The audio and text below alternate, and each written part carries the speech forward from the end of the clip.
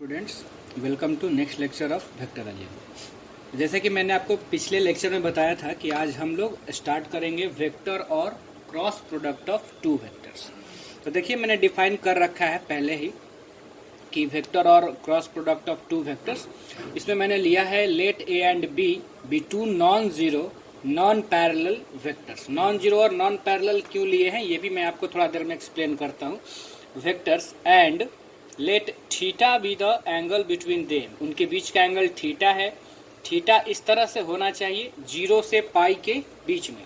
Zero पर मैंने equality नहीं लगाया है और पाई पर भी मैंने इक्वलिटी नहीं लगाया है। फिर अभी हम लोग देखेंगे कि अगर थीटा जीरो हो जाए या पाई के इक्वल हो जाए तो क्रॉस प्रोडक्ट में क्या चेंजिंग आएगा, ये हम लोग अभी सीखेंगे। Then vector product of a and b is defined as, क्या होता है, a cross b is equal to magnitude of vector a magnitude of vector b sine theta. Dot product में क्या था यहाँ पे, कॉस थीटा, लेकिन इस बार है साइन थीटा। और यहाँ एक लास्ट में है एन कैप, इसको हम लोग क्या पढ़ेंगे, एन कैप। यहाँ पे एन कैप ही पर ही वेक्टर नोटेशन लगा हुआ है। आप देख पा रहे होंगे ये स्केलर क्वांटिटी है, ये भी स्केलर है और साइन थीटा भी स्केलर है। और हम जानते हैं कि ए क्रॉस बी हमको वेक्टर क्वांटिटी देगा। तो यहाँ एन कैप ही है जो इस मैग्नीट्यूड के साथ वेक्टर बन जा रहा है। ये एन कैप खुद यूनिट वेक्टर है। तो वही हम लिखे हुए नीचे कि where N cap is a unit vector, ये एक ऐसा यूनिट वेक्टर है जो इन दोनों ही वेक्टर पे परपेंडिकुलर है। यानी N cap is a unit vector perpendicular to both vector A and vector B. बात आपको समझ में आ गई। अब रिमार्क्स, ये वेक्टर क्वांटिटी है। हम लोग कुछ रिमार्क देख लेते हैं। पहला रिमार्क कि अगर वेक्टर ए जीरो हो या फिर वेक्टर बी जीरो हो तो अब तो ए क्रॉस बी जीरो होगा। अब यहाँ देखिए ए क्रॉस बी, अगर मैंने ए डॉट बी लिखता था मैं, तो A dot B is equal to zero हम लोग इस तरह से लिखते थे। इस जीरो पे हम लोग वेक्टर नोटेशन नहीं लिखते थे, है ना। क्यों? क्योंकि ए डॉट बी हमको स्केलर प्रोडक्ट देता था, इसलिए इस पे जीरो पे वेक्टर नोटेशन लगाने की जरूरत नहीं थी, यह स्केलर क्वांटिटी था। लेकिन ए क्रॉस बी वेक्टर क्वांटिटी देगा, इसीलिए हम लोग जीरो पे वेक्टर नोटेशन लगाए हुए हैं। अब अगर ए जीरो हो या बी जीरो हो तो मैग्नीट्यूड ए का तो जीरो हो ही जाएगा, या अगर बी वेक्टर भी जीरो वेक्टर हो तो मैग्नीट्यूड तो इसका भी जीरो हो जाएगा। तो जैसे ही मैग्नीट्यूड इन दोनों में से किसी का या दोनों का जीरो हो जाए तो ये एन कैप से मल्टीप्लाई होकर के भी ये पूरा रिजल्ट हमारा क्या हो जाएगा, जीरो वेक्टर। डॉट प्रोडक्ट में भी अगर कोई भी वेक्टर जीरो वेक्टर हो तो डॉट प्रोडक्ट भी जीरो होता था। सेम उसी तरह से अगर दोनों में से कोई भी या दोनों अगर जीरो वेक्टर हो तो क्रॉस प्रोडक्ट क्या हो जाएगा, जीरो वेक्टर।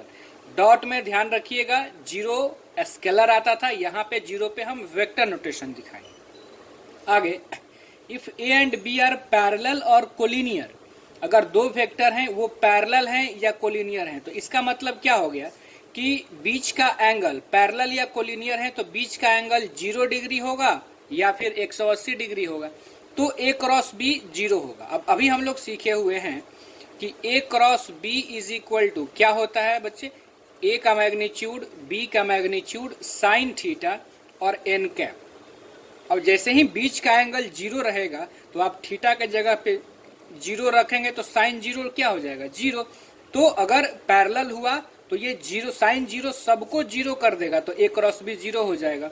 और अगर एंगल पाई भी रहेगा तो भी साइन पाई की वैल्यू भी 0 होती है। साइन 0 भी 0 होता है और साइन पाई भी 0 होता है। वही रिमार्क में लिखा गया है कि अगर वेक्टर पैरेलल या कोलिनियर हो जाएगा तो फिर उनका क्रॉस प्रोडक्ट का रिजल्टेंट 0 वेक्टर आ जाएगा। वही आपको सेकंड नंबर रिमार्क है। थर्ड रिमार्क में मैंने क्या लिखा है कि ए क्रॉस ए 0 वेक्टर होगा। हम लोग पढ़े हुए हैं क्या कि किसी वेक्टर का उसी वेक्टर के साथ अगर हम डॉट प्रोडक्ट लें तो ये होता है उस वेक्टर के मैग्नीट्यूड का स्क्वायर। लेकिन यहाँ हम लोग क्या पढ़े कि अगर किसी वेक्टर का आप उसी वेक्टर के साथ क्रॉस प्रोडक्ट करेंगे तो फिर वो 0 वेक्टर के इक्वल हो जाएगा। अब देखिए इसको हम क्या लिखेंगे, मैग्नीट्यूड ऑफ पहला वेक्टर इंटू मैग्नीट्यूड ऑफ दूसरा वेक्टर और साइन, दोनों सेम वेक्टर है तो दोनों के बीच का एंगल तो 0 हो जाएगा और फिर एन कैप, तो अभी साइन 0 0 तो ये पूरा क्वांटिटी 0 हो जाएगा।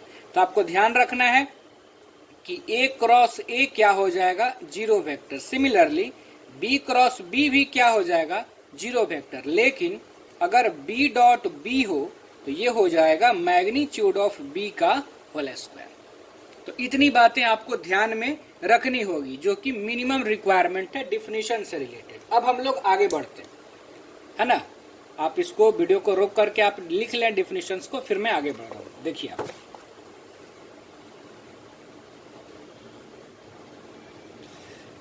चलिए अब हमारा है heading angle between two vectors. Angle between two vectors. अब हम लोग एंगल निकालना सीख रहे हैं जब क्रॉस प्रोडक्ट गिवन हो। Angle between two vectors in terms of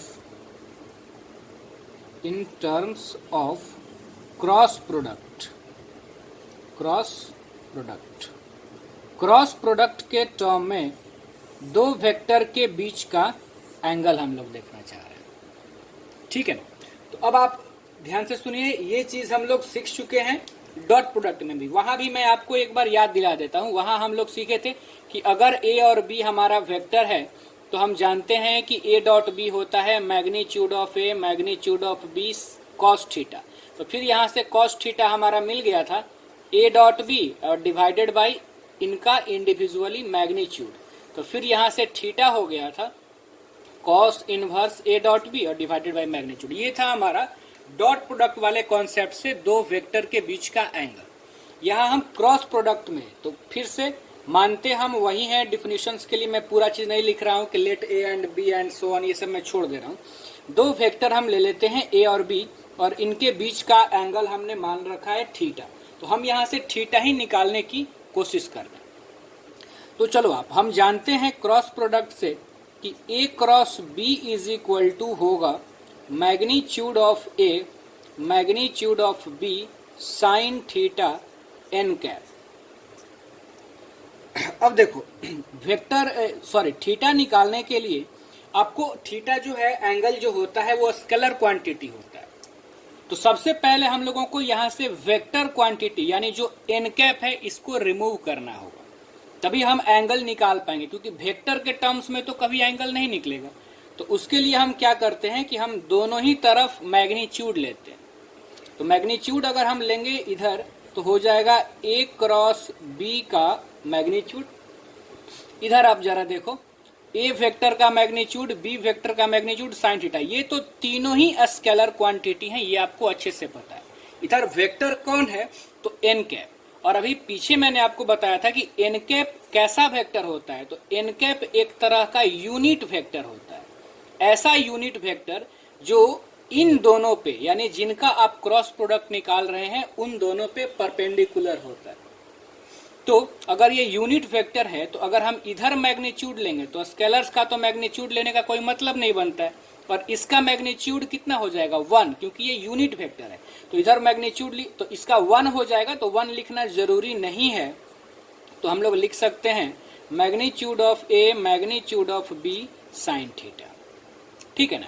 अब यहां से हम लोग ये लिख सकते हैं sine theta is equal to magnitude of A cross B divided by magnitude of A into magnitude of B. तो अब आपको अगर यहाँ से थीटा पता करना है तो आप साइन को उधर भेज दो, तो क्या हो जाएगा sine inverse magnitude of A cross B divided by magnitude of A magnitude of B.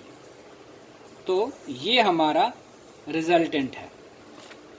Angle निकालने के लिए इस फॉर्मूले को हम लोग यूज करेंगे, है ना। अब एक हम लोग आगे कॉन्सेप्ट सीखते हैं जिससे भी कई बार क्वेश्चंस आते हैं, तो उस कॉन्सेप्ट को भी हम लोग देख लिया जाए। वो हमारा पूछा जाता है, कोई दो वेक्टर आपको दिया रहेगा और पूछा जाएगा कि आप यूनिट वेक्टर निकालिए जो उन दोनों वेक्टर के परपेंडिकुलर हो। हमने डॉट प्रोडक्ट के समय पे या उससे थोड़ा पहले ये सीखा था कि किसी एक वेक्टर के डायरेक्शन में यूनिट वेक्टर कैसे निकालते हैं। यहाँ हम सीख रहे हैं कि दो वेक्टर पे परपेंडिकुलर यूनिट वेक्टर हम लोग कैसे निकालेंगे। तो वही है unit vector perpendicular to two given vectors, ये हम लोग सीख रहे हैं निकालना, ठीक है ना। तो ये भी बहुत सिंपल है। आप जानते हैं कि अगर हम दो वेक्टर ले लें ए और बी, तो ए क्रॉस बी को हम लोग क्या लिखते हैं, ये आपको पता है कि ए क्रॉस बी को हम लोग लिखते हैं ए का मैग्नीट्यूड, बी का मैग्नीट्यूड, साइन थीटा और एन कैप। अब यहां से भी आप ये जानते हैं कि यहां से हम लोगों को एन कैप के बारे में आपको पता है कि एन कैप एक ऐसा यूनिट वेक्टर है जो इन दोनों पे परपेंडिकुलर है। और अब आप जरा हेडिंग को देखें तो हेडिंग वही है कि आपको क्या पता करना है, यूनिट वेक्टर जो दो वेक्टर पे परपेंडिकुलर हो, यानी आपको क्या निकालना है, एन कैप निकालना है। तो आप जरा ऐसे सोचो कि इसी रिजल्ट से हम ये लिख सकते हैं क्या कि a cross b is equal to इतने पार्ट को, ए का मैग्नीट्यूड, बी का मैग्नीट्यूड, साइन थीटा, ए का मैग्नीट्यूड, बी का मैग्नीट्यूड, साइन थीटा, इतने पार्ट को हम ये लिख सकते हैं क्या, magnitude of A cross b. आप देखो ना, ये इसी के ना इक्वल है, तो इनके जगह पे हमने ये रख दिया, तो ये हो गया एन कैप। तो अब अगर आपको यहां से एन कैप निकालना रहे तो एन कैप क्या हो जाएगा, a cross B divided by magnitude of A cross b. तो यहां से क्या हम लोग सीखे बच्चों कि अगर किसी दो वेक्टर के परपेंडिकुलर डायरेक्शन में हमको यूनिट वेक्टर निकालना होगा, मान लीजिए हमको प्रॉब्लम में ए और बी दो वेक्टर गिवन रहा और कहा गया कि आप यूनिट वेक्टर निकालिए जो इन दोनों पर परपेंडिकुलर हो। तो हम कैसे निकालेंगे कि पहले इन दोनों वेक्टर का क्रॉस प्रोडक्ट निकाल लेंगे और फिर उनके क्रॉस प्रोडक्ट का मैग्नीट्यूड निकाल लेंगे और उनके क्रॉस प्रोडक्ट को इनके मैग्नीट्यूड से डिवाइड कर देंगे, तो हमको मिल जाएगा वो यूनिट वेक्टर जो इन दोनों पे परपेंडिकुलर होगा। बिल्कुल आपको बहुत अच्छे से समझ में आ चुका होगा। नहीं समझ में आया है तो आप फिर से पीछे आकर के वीडियो को फिर से आप सुने, मेरी बातों को ध्यान से आप सुने, आपको समझ में आ जाएगा। अब मैं आगे बढ़ता हूँ वेक्टर प्रोडक्ट के प्रॉपर्टीज की तरफ। जैसे हम लोगों ने स्केलर प्रोडक्ट के प्रॉपर्टीज को करा था कि स्केलर प्रोडक्ट कम्यूटेटिव लॉ को होल्ड करता है, एसोसिएटिव ये डिस्ट्रीब्यूटिव को होल्ड करता है, उस तरह का कुछ प्रॉपर्टीज हम लोग ने देखा था। तो अब हम देखते हैं कि क्रॉस प्रोडक्ट का क्या क्या प्रॉपर्टीज है। तो समय कम लगे इस वजह से मैं पहले सारे प्रॉपर्टीज को लिख लेता हूं वीडियो को रोक करके, और फिर मैं आपको एक एक करके उनको समझा देता हूं। चलिए देखिए आ गया। देखिए प्रॉपर्टीज ऑफ वेक्टर प्रोडक्ट। पहला प्रॉपर्टी होता है vector product is not commutative. Vector product commutative नहीं होता है, जबकि डॉट प्रोडक्ट हमारा कम्यूटेटिव होता था। ए डॉट बी और बी डॉट ए इक्वल होता था, लेकिन ए क्रॉस बी और बी क्रॉस ए इक्वल नहीं होगा। इनफैक्ट ये इक्वल किसके होता है, तो ए क्रॉस बी इक्वल होता है minus of B cross A. आप ए क्रॉस बी के जगह पे minus of B cross A जरूर लिख सकते हैं, लेकिन ए क्रॉस बी के जगह पे बी क्रॉस ए नहीं लिख सकते। सेकंड, इसी का आप समझ सकते हैं एक फॉर्म है कि for any two vectors A and B minus of B और यहाँ है क्रॉस ए, तो जब आप इनको उल्टा करना चाहें, ए को पहले और बी को बाद में, तो आप निगेटिव साइन को हटा दीजिए तो हो जाएगा ए क्रॉस बी। या आप माइनस को ए के साथ रखना चाहते हैं तो बी क्रॉस माइनस ए कर दीजिए। इसी का जनरल फॉर्म ये है कि अगर कोई स्केलर m है तो m a क्रॉस b या m बाहर रहे या a यानी m पहले वेक्टर के साथ हो या m बाहर हो या m दूसरे वेक्टर के साथ हो, बात इक्वल है। सेम यहाँ पे वही चीज है, m के जगह पे बस -1 है। नंबर 4 डिस्ट्रीब्यूटिव लॉ, यानी a cross b plus c को हम क्या लिखेंगे, तो a क्रॉस b पहले और फिर प्लस ए क्रॉस सी पहले। ध्यान आप ये रखिएगा कि जल्दबाजी में ए क्रॉस बी के जगह पे आप यहाँ बी क्रॉस ए लिख देंगे तो फिर गलत हो जाएगा। पहले ए है तो पहले ए ही होगा, ठीक है ना। तो ए क्रॉस बी और प्लस ए क्रॉस सी, फिर सिमिलरली यहाँ ए क्रॉस बी माइनस सी है तो ए क्रॉस बी और फिर माइनस का साइन ए क्रॉस सी, जो है पहले उसी को आपको करना है। फिर यहाँ जरा आप देख लो, अगर a cross b zero vector है तो आप खुद सोचो कि दो वेक्टर का क्रॉस प्रोडक्ट जीरो कब होगा। तो आपको पता है कि या तो पहला वेक्टर जीरो हो या दूसरा वेक्टर जीरो हो या दोनों पैरेलल हो या फिर दोनों कोलिनियर हो। पहला वेक्टर जीरो हो या दूसरा जीरो हो या पैरेलल हो या फिर दोनों कोलिनियर हो। तो पैरेलल या कोलिनियर होने का मतलब हो गया कि angle between them is either 0 degree और 180 degree, therefore their cross product is 0, है ना। जबकि डॉट प्रोडक्ट, दो वेक्टर का डॉट प्रोडक्ट अगर 0 होता था तो हमारा दिमाग में आता था कि either vector A is equal to 0 और vector b is equal to 0 और a vector is perpendicular to b vector. ये तीन कंडीशन था डॉट प्रोडक्ट 0 होने का, और ये क्रॉस प्रोडक्ट 0 होने का कंडीशन है।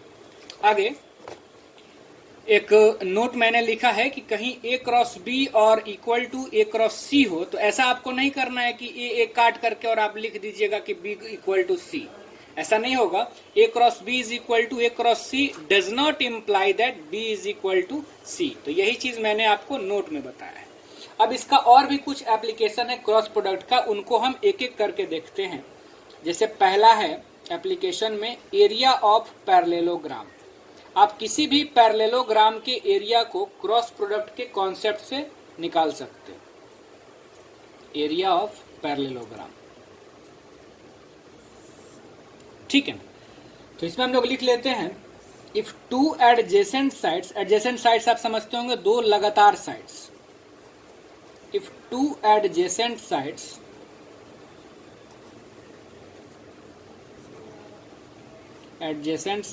of a parallelogram are represented by vector A and vector B, represented by vector A and vector B respectively, then दो एडजेसेंट साइड अगर वेक्टर ए और वेक्टर बी के द्वारा रिप्रेजेंट हो रहा है, देन एरिया ऑफ पैरेललोग्राम जो होगा, area of parallelogram is equal to इन दोनों ही वेक्टर के क्रॉस प्रोडक्ट का मैग्नीट्यूड, यानी ए क्रॉस बी आप निकाल लें पहले और फिर उसका मैग्नीट्यूड ले लें। अब इसका प्रूफ भी बहुत आसान है, लेकिन मैं वो आपको नहीं बता रहा हूं, आप बस काम की चीज समझिए जिससे आपको मतलब है ना। उसमें फिर समय ये करने से कोई बहुत ज्यादा फायदा नहीं है। अगर क्लास खुल गए तो फिर आपको रिवीजन के टाइम में मैं ये सारी चीजें आपको बता दूं। आगे हम लोग बढ़ते हैं। नेक्स्ट है इसमें एरिया ऑफ ट्रायंगल। किसी ट्रायंगल का भी एरिया आप क्रॉस प्रोडक्ट को यूज करके इजीली निकाल सकते हैं। तो देखिए एरिया ऑफ ट्रायंगल में हम लोग मान लेते हैं let ABC B A triangle. ABC कोई हमारा ट्रायंगल है इन which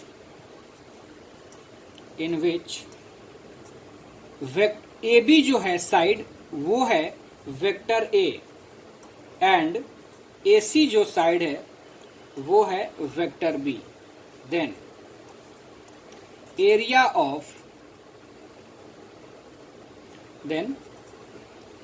of triangle ABC is equal to half A cross B का मैग्नीट्यूड। अगर आप ट्रायंगल बनाना चाहते हो तो आप ट्रायंगल यहाँ पर समझने के लिए आप इस तरह से बना सकते हो। मान लो अगर ये ट्रायंगल है हमारा ABC, AB यानी कि ये जो हमारा वेक्टर है A है इनिशियल, B है टर्मिनल, यानी ये है हमारा वेक्टर A और AC, तो ये हमारा AC है AC, तो ये है हमारा वेक्टर बी। अगर इनके बीच का एंगल थीटा, तो इसका एरिया निकालने का ये फार्मूला हुआ। ए क्रॉस बी आप निकाल लो और उसका मैग्नीट्यूड निकाल लो और बाई 2 कर दो। ध्यान रखना है पैरेललोग्राम वाले में बाई 2 नहीं होता है, ट्रायंगल वाले में बाई 2 होता है। एक और इसका एप्लीकेशन है एरिया के टर्म्स में कि किसी क्वाड्रिलेटरल के एरिया अब कैसे निकालेंगे अगर आप उनके डायगोनल्स गिवन हो। तो आगे मैं बढ़ता हूँ 3 नंबर पे। नंबर 3 कॉन्सेप्ट्स पे हम लोग आगे बात करते हैं। 3 number area of quadrilateral, area of quadrilateral. किसी क्वाड्रिलेटरल का एरिया हम लोग कैसे फाइंड करेंगे? क्या गिवन रहेगा क्वाड्रिलेटरल का? तो डायगोनल्स गिवन रहेगा, ठीक है ना। Area of quadrilateral ABCD with diagonals AC and BD, चलिए वेक्टर से ही रिप्रेजेंट कर देते हैं। With diagonals AC and BD is given by, अगर दो डायगोनल हो AC और BD, अगर वेक्टर के द्वारा रिप्रेजेंट किया जा रहा हो, area of quadrilateral ABCD with diagonals AC and BD is given by, तब उसका जो एरिया होगा वो हो जाएगा इनका क्रॉस प्रोडक्ट का मैग्नीट्यूड और डिवाइडेड बाई 2, यानी AC क्रॉस BD का मैग्नीट्यूड डिवाइडेड बाई 2। तो ये तीन तरह का एरिया का प्रॉब्लम भी आ सकता है आपके बोर्ड एग्जाम्स में, तो जिनका तीनों का हम लोग बस फार्मूला देखे हैं और आप सिर्फ फार्मूले से उस आए हुए क्वेश्चंस को बहुत इजीली कर सकते हैं। आगे अब हम लोग कॉन्सेप्ट सीखते हैं। इसके बाद vector product of N orthonormal vector triad. Orthonormal आपको पता है, हम लोग डॉट प्रोडक्ट में सीखे हुए हैं। ऑर्थोनॉर्मल ट्रायड का मतलब हम लोग i cap dot i cap, j cap dot j cap, ये सब सीखे थे। तो यहाँ क्रॉस है तो आई क्रॉस आई, जे क्रॉस के, ये सब हम लोग सीखेंगे। Vector product of N orthonormal vector triad,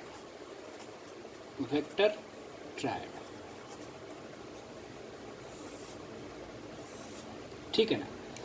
तो चलिए हम लोग सबसे पहले देखते हैं आई कैप क्रॉस आई कैप। तो मैंने तो अभी आपको रिमार्क में ही बता दिया है पहले कि सेम वेक्टर का क्रॉस प्रोडक्ट 0 होता है, जबकि सेम वेक्टर का डॉट प्रोडक्ट उस वेक्टर के मैग्नीट्यूड का स्क्वायर होता था। तो आप इसको चाहे तो निकाल भी सकते हैं, आई कैप का मैग्नीट्यूड साइन, बीच का एंगल हो जाएगा 0 और एन कैप यूनिट वेक्टर। तो ये तो 1 1, लेकिन साइन 0 0 कर देगा, तो ये सब क्या हो जाएगा 0। लेकिन ऐसा लिखना सही नहीं है, आई क्रॉस आई को हमको क्या लिखना होगा 0 पे वेक्टर नोटेशन देकर के। यानी हम यहाँ बोल सकते हैं similarly I cap cross I cap equal to J cap cross J cap equal to K cap cross K cap equal to 0 vector. ये सब किसके इक्वल होगा 0 वेक्टर का। कोई भी दो वेक्टर अगर सेम हो तो उनका क्रॉस प्रोडक्ट 0 वेक्टर हो। अब डिफरेंट के लिए, जैसे आई क्रॉस के, जे क्रॉस के, इस तरह का, तो आप फिजिक्स वाले सर भी आपको पढ़ाए होंगे। आपको ये सर्कल याद रखना है और इस तरह से डायरेक्शन हम सेम ले लेते हैं। मान लेते हैं आई कैप, फिर यहाँ है हमारा जे कैप और ये है हमारा के कैप। तो अगर आप सेम डायरेक्शन में मूव करेंगे तो वो जो अब एक वेक्टर बचेगा वो आपका हो जाएगा क्रॉस प्रोडक्ट का रिजल्टेंट, और अगर आप अपोजिट डायरेक्शन में आओगे तो फिर वो अलग अलग हो जाएगा। जैसे आपको अगर आई कैप क्रॉस जे कैप लिखना है तो आई क्रॉस जे क्या हो जाएगा के कैप। डायरेक्शन सेम था इसलिए मैंने निगेटिव नहीं लगाया। फिर आप मान लो जे कैप क्रॉस के कैप अगर आपको लिखना है तो जे cap cross K cap same direction है तो आई कैप हो जाएगा। सिमिलरली के कैप क्रॉस आई कैप क्या हो जाएगा तो जे कैप हो जाएगा, है ना।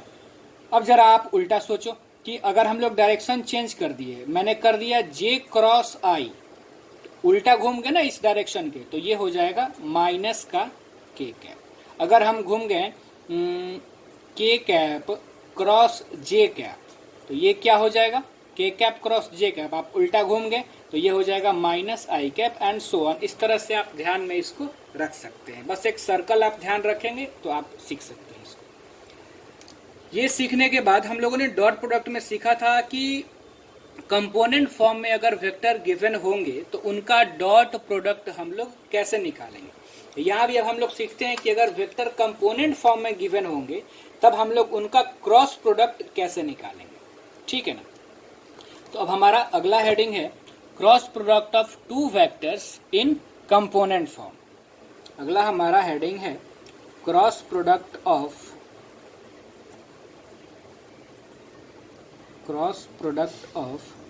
Two vectors in component form.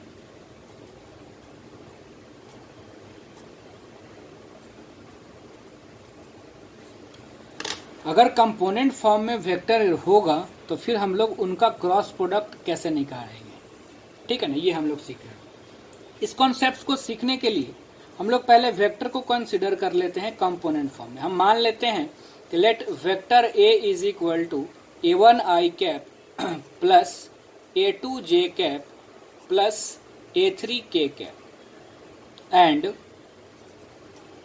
Vector b is equal to b1 i cap plus b2 j cap plus b3 k cap. Then ये अगर दो वेक्टर इस तरह से हैं तो डॉट प्रोडक्ट में हम लोग क्या करते थे कि डॉट प्रोडक्ट होता था आई वाले को आई से, जे वाले को जे से और के वाले को के से मल्टीप्लाई कर देते थे। जबकि क्रॉस प्रोडक्ट के लिए होगा डिटर्मिनांट मेथड से हम लोग दो वेक्टर का क्रॉस प्रोडक्ट निकालते हैं, ए क्रॉस बी। तो हम डिटर्मिनांट को ब्रेक करेंगे। क्या होगा डिटर्मिनांट में, तो पहला रो में हम लोग लिखते हैं आई कैप जे कैप के कैप, पहला रो में आई कैप जे कैप के कैप।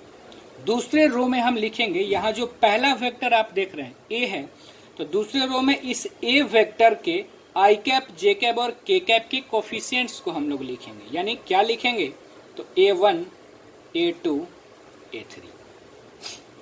अब दो बाद वाला वेक्टर है, इसके कोफिशिएंट्स को आई कैप जे कैप, आई कैप का कोफिशिएंट्स आई वाले के नीचे यानी b1, जे कैप का जे वाले के नीचे और यहाँ पे b3।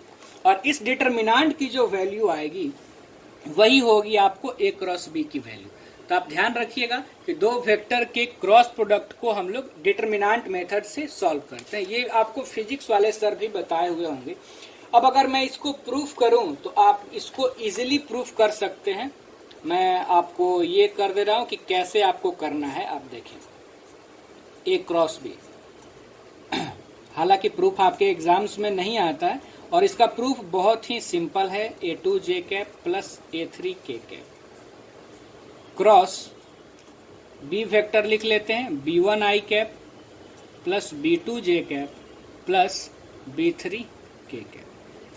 तो क्या हो जाएगा क्रॉस, देखो आप स्केलर मल्टीप्लाई करोगे a1 b1 और फिर आप लिखोगे i cap cross i cap, है ना, plus a1 b2 i cap cross J cap. अब सिमिलरली आई क्रॉस आई क्या हो जाएगा, 0, आई क्रॉस जे क्या हो जाएगा, तो के कैप। सिमिलरली सबको आप मल्टीप्लाई करके सबकी वैल्यू रखेंगे वेक्टर वाली, जो हम लोगों ने अभी सीखा है, तो आपको रिजल्ट मिल जाएगा। ठीक है ना, आपको रिजल्ट मिल जाएगा, कोई दिक्कत नहीं इसमें आपको, है ना। तो इतना ही कॉन्सेप्ट है आपका cross product of two vectors का। तो आप इतना के बाद आप प्रॉब्लम को बना सकते हैं। तो आप स्केलर ट्रिपल प्रोडक्ट जो है वो सिलेबस में था पहले, लेकिन अब उसको हटा दिया गया है। तो आप ये मान के चल सकते हैं कि आपका बोर्ड के लिए हमने वेक्टर हम लोग आज खत्म कर लिए। मैं कुछ प्रॉब्लम भी आपको क्रॉस प्रोडक्ट का दिखा देता हूँ, तो जो कि एनसीईआरटी में है एक्सरसाइज 10.4 में। उसके बाद फिर हम लोग आगे की बात करेंगे, ठीक है ना। तो 10.4 के क्वेश्चंस को हम लोग यह काम करते हैं कि उसको अगले दिन ही करते हैं।